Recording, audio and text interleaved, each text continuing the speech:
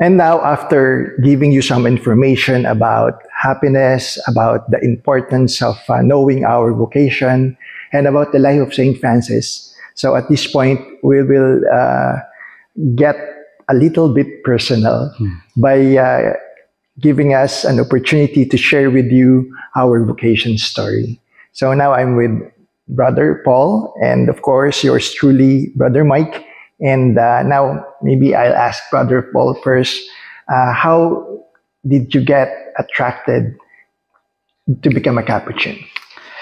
Well, when I was in the Philippines, I was born and raised in a Capuchin parish, Our Lady of Lourdes. And I was actually a shrine, National Shrine of Our Lady of Lourdes. And also, I studied in a Capuchin school, Lourdes School of Quezon City. I remember well the brothers, the friars who were serving there. They gave an important example, testimony of living the Capuchin life. And also, it is from them that I learned about Saint Francis. They, it's part of our education. They shared stories about Francis and how his life influenced me, inspired me. That just as Francis may change his course in embracing the Lord and made a difference in his life and in his time, is something that attracted me, even in my own way, when I was growing up, to also embrace that life, like what Francis did. Okay, so thank you so much, Brother Paul. So I'm also interested, not only me, Yes. Brother Michael. So what attracted you to enter and embrace the Capuchin Franciscan life? Okay, so actually, as I have recalled, I was 13 years old when I first time saw a Franciscan friar. Not specifically a Capuchin friar, but a Franciscan friar.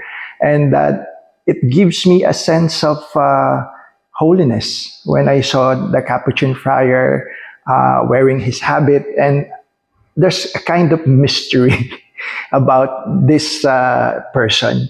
And since that time, I'm really thinking maybe I could also be like him in the future. And then later on, I get to know some Franciscans, in particular, some religious sisters who were assigned in our parish. And they were the ones who really introduced me about the life of St. Francis of Assisi.